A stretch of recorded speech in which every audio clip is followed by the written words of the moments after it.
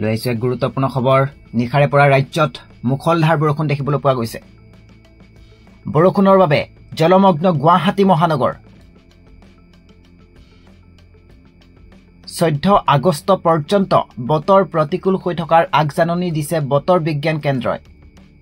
ৰাজ্যৰ কেইবাখনো জিলাত বৰষুণৰ বাবে জনজীৱন ব্যাহত হৈ পৰিছে মহানগৰীৰ প্ৰান্তে প্ৰান্তে কৃত্ৰিম বান ৰাজ্যৰ 28খন জিলালৈ জাৰি কৰা হৈছে ইয়েলো এলাৰ্ট জনাইছো এক গুৰুত্বপূৰ্ণ খবৰ বৰষুণৰ বাবে গুৱাহাটী মহানগৰীত এতিয়া জনজীৱন ব্যাহত হৈ পৰা পৰিলক্ষিত হৈছে ৰাজ্যৰ বিভিন্ন প্ৰান্তত মুখলধাৰ বৰষুণৰ বাবে হাহাকাৰ অৱস্থা ৰাজ্যৰ আৰু ইয়াৰ দৃশ্য আপোনালোকক দেখুৱাইছো ইয়া গুৱাহাটী মহানগৰীৰ বিভিন্ন প্ৰান্তত এনেদৰে জনজীৱন ব্যাহত হৈ পৰা পৰিলক্ষিত হৈছে কি অনিল নগৰ কি নবীন নগৰ তৰুণ নগৰ হাতীগাঁও সকলোতে এতিয়া বানপানী দেখিবলৈ পোৱা গৈছে জনজীৱন ব্যাহত হৈ পৰিছে